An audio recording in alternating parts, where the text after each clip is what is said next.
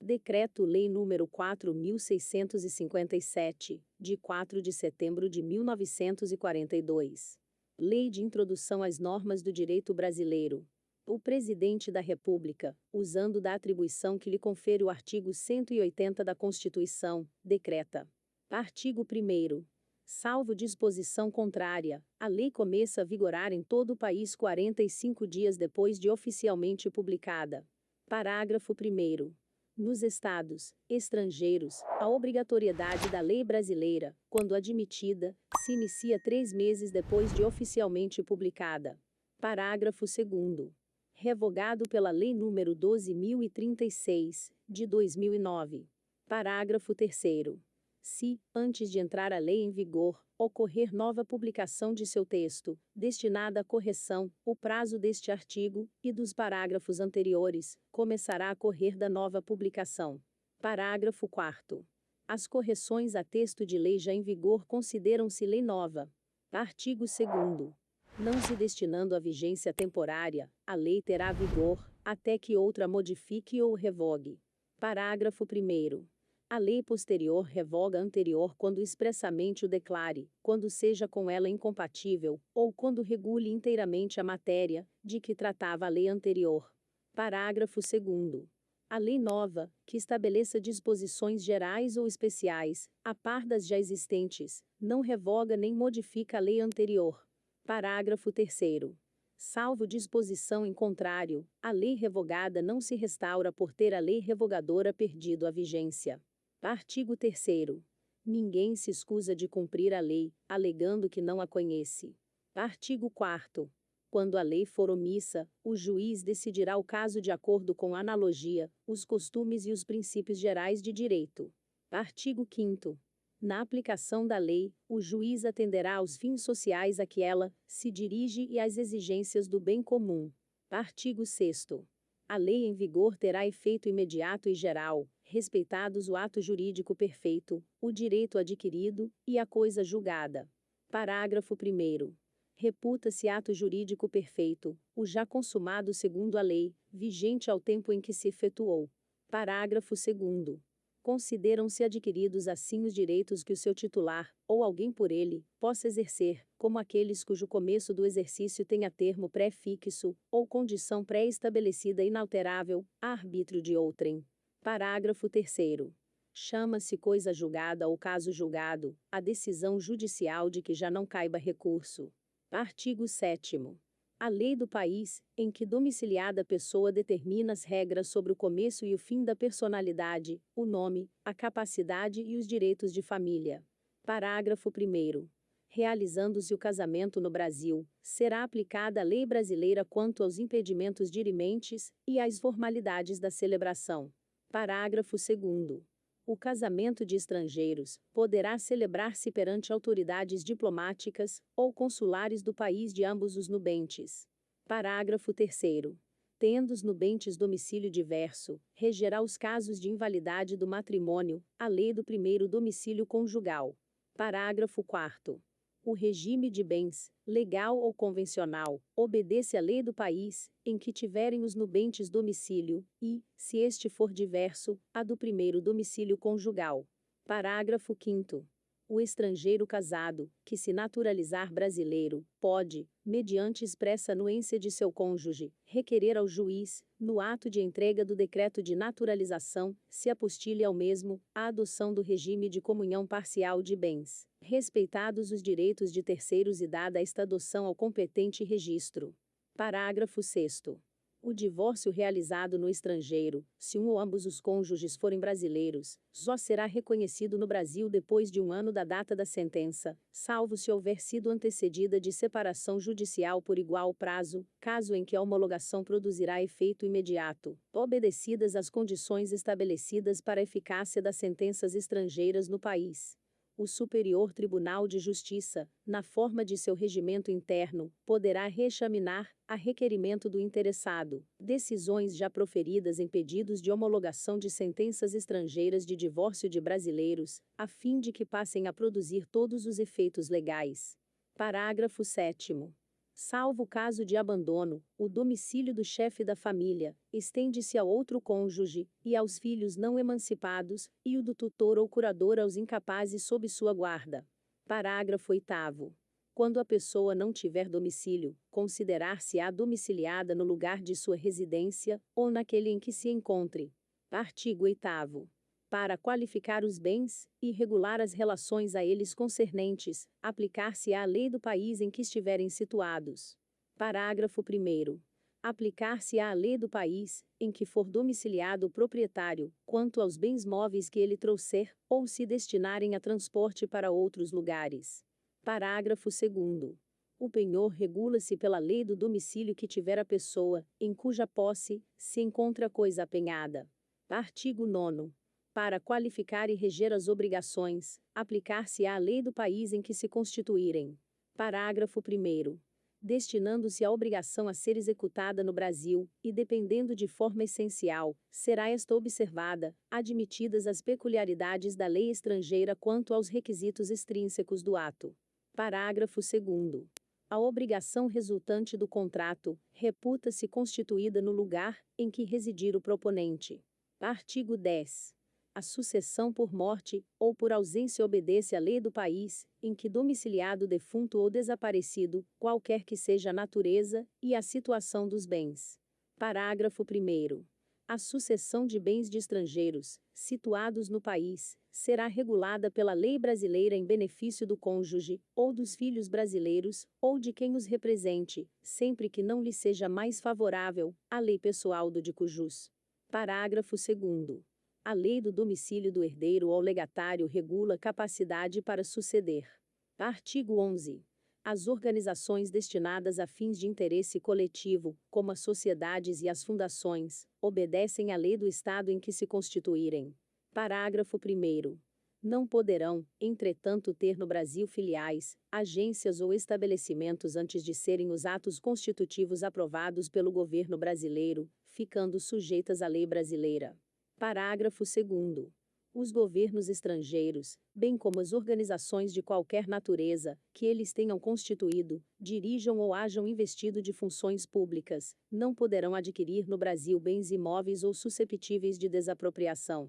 Parágrafo 3º. Os governos estrangeiros podem adquirir a propriedade dos prédios necessários à sede dos representantes diplomáticos ou dos agentes consulares. Artigo 12. É competente a autoridade judiciária brasileira, quando for o réu domiciliado no Brasil, ou aqui tiver de ser cumprida a obrigação. Parágrafo 1º. Só a autoridade judiciária brasileira compete conhecer das ações relativas a imóveis situados no Brasil. Parágrafo 2º. A autoridade judiciária brasileira cumprirá, concedido o exequatur, e segundo a forma estabelecida pela lei brasileira, as diligências deprecadas por autoridade estrangeira competente, observando a lei desta, quanto ao objeto das diligências. Artigo 13. A prova dos fatos ocorridos em país estrangeiro rege-se pela lei que nele vigorar, quanto ao ônus e aos meios de produzir-se, não admitindo os tribunais brasileiros provas que a lei brasileira desconheça. Artigo 14. Não conhecendo a lei estrangeira, poderá o juiz exigir, de quem a invoca a prova do texto e da vigência. Artigo 15. Será executada no Brasil a sentença proferida no estrangeiro, que reúna os seguintes requisitos: a. Haver sido proferida por juiz competente. B. Terem sido as partes citadas, ou haver-se legalmente verificado a revelia. C. Ter passado em julgado, e estar revestida das formalidades necessárias para a execução no lugar em que foi proferida. D. Estar traduzida por intérprete autorizado. E ter sido homologada pelo Supremo Tribunal Federal. Parágrafo único. Revogado pela Lei nº 12.036, de 2009. Artigo 16. Quando, nos termos dos artigos precedentes, se houver de aplicar a lei estrangeira, ter-se-á em vista disposição desta, sem considerar-se qualquer remissão por ela feita a outra lei. Artigo 17. As leis, atos e sentenças de outro país, bem como quaisquer declarações de vontade, não terão eficácia no Brasil, quando ofenderem a soberania nacional, a ordem pública e os bons costumes. Artigo 18. Tratando-se de brasileiros, são competentes as autoridades consulares brasileiras para lhe celebrar o casamento e os mais atos de registro civil e de tabelionato, inclusive o registro de nascimento e de óbito dos filhos de brasileiro ou brasileira nascido no país da sede do consulado. Parágrafo 1º. As autoridades consulares brasileiras também poderão celebrar a separação consensual e o divórcio consensual de brasileiros, não havendo filhos menores ou incapazes do casal e observados os requisitos legais quanto aos prazos, devendo constar da respectiva escritura pública as disposições relativas à descrição e à partilha dos bens comuns e à pensão alimentícia, e ainda ao acordo quanto à retomada pelo cônjuge de seu nome de solteiro ou à manutenção do nome adotado quando se deu o casamento. Parágrafo 2º. É indispensável assistência de advogado, devidamente constituído, que se dará mediante a subscrição de petição, juntamente com ambas as partes, ou com apenas uma delas, caso a outra constitua advogado próprio, não se fazendo necessário que a assinatura do advogado conste da escritura pública. Artigo 19. Reputam-se válidos todos os atos indicados no artigo anterior e celebrados pelos cônsules brasileiros na vigência do Decreto-Lei nº 4.657, de 4 de setembro de 1942, desde que satisfaçam todos os requisitos legais. Parágrafo único. No caso em que a celebração desses atos tiver sido recusada pelas autoridades consulares, com fundamento no artigo 18 do mesmo decreto-lei, ao interessado é facultado renovar o pedido dentro em 90 dias contados da data da publicação desta lei. Artigo 20. Nas esferas administrativa, controladora e judicial, não se decidirá com base em valores jurídicos abstratos, sem que sejam consideradas as consequências práticas da decisão. Parágrafo único. A motivação demonstrará a necessidade e a adequação da medida imposta ou da invalidação de ato, contrato, ajuste, processo ou norma administrativa, inclusive em face das possíveis alternativas. Artigo 21. A decisão que, nas esferas administrativa, controladora ou judicial, decretar a invalidação de ato, contrato, ajuste, processo ou norma administrativa, deverá indicar de modo expresso suas consequências jurídicas e administrativas. Parágrafo único. A decisão a que se refere o caput deste artigo deverá, quando for o caso, indicar as condições para que a regularização ocorra de modo proporcional e equânime, e sem prejuízo aos interesses gerais, não se podendo impor aos sujeitos atingidos ônus ou perdas que, em função das peculiaridades do caso, sejam anormais ou excessivos. Artigo 22. Na interpretação de normas sobre gestão pública, serão considerados os obstáculos e as dificuldades reais do gestor e as exigências das políticas públicas a seu cargo, sem prejuízo dos direitos dos administrados. Parágrafo 1º. Em decisão sobre regularidade de conduta ou validade de ato, contrato, ajuste, processo ou norma administrativa, serão consideradas as circunstâncias práticas que houverem imposto, limitado ou condicionado a ação do agente. Parágrafo 2º. Na aplicação de sanções, serão consideradas a natureza e a gravidade da infração cometida, os danos que dela provierem para a administração pública, as circunstâncias agravantes ou atenuantes, e os antecedentes do agente. Parágrafo 3º. As sanções aplicadas ao agente serão levadas em conta na dosimetria das demais sanções de mesma natureza e relativas ao mesmo fato. Artigo 23. A decisão administrativa, controladora ou judicial que estabelecer interpretação ou orientação nova sobre norma de conteúdo indeterminado, impondo novo dever ou novo condicionamento de direito, deverá prever regime de transição, quando indispensável para que o novo dever ou condicionamento de direito seja cumprido de modo proporcional, equânime e eficiente e sem prejuízo aos interesses gerais. Parágrafo único. Vetado. Artigo 24. A revisão, nas esferas administrativa, controladora ou judicial, quanto à validade de ato, contrato, ajuste, processo ou norma administrativa, cuja produção já se houver completado, levará em conta as orientações gerais da época, sendo vedado que, com base em mudança posterior de orientação geral, se declarem inválidas situações plenamente constituídas. Parágrafo único.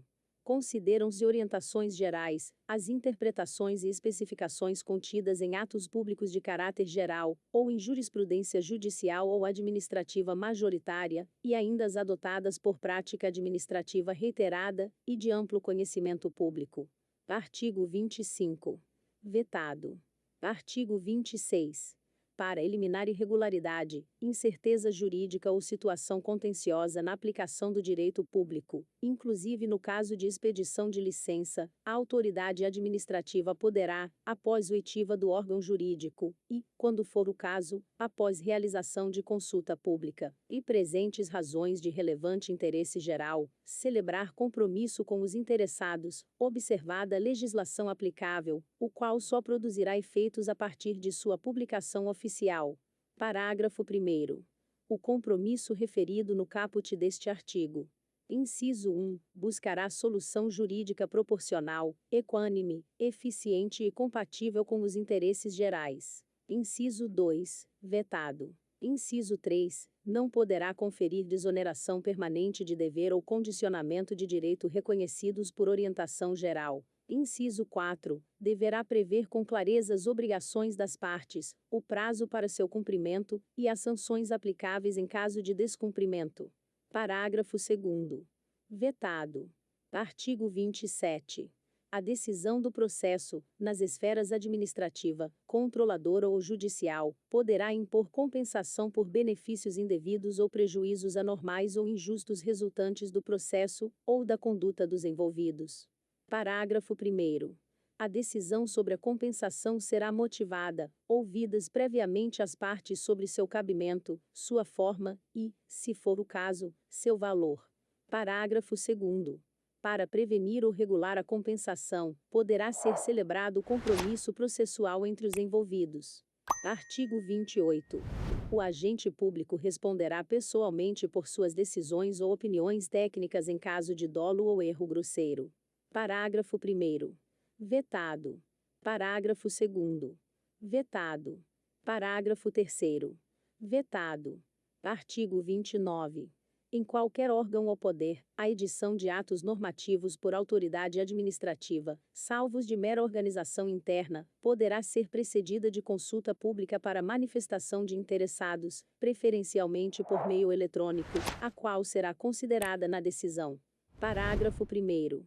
A convocação conterá a minuta do ato normativo e fixará o prazo e demais condições da consulta pública, observadas as normas legais e regulamentares específicas, se houver. Parágrafo 2º. Vetado. Artigo 30. As autoridades públicas devem atuar para aumentar a segurança jurídica na aplicação das normas, inclusive por meio de regulamentos, súmulas administrativas e respostas a consultas. Parágrafo único. Os instrumentos previstos no caput deste artigo terão caráter vinculante em relação ao órgão ou entidade a que se destinam, até ulterior revisão. Rio de Janeiro, 4 de setembro de 1942, 121º da Independência e 54º da República. Getúlio Vargas.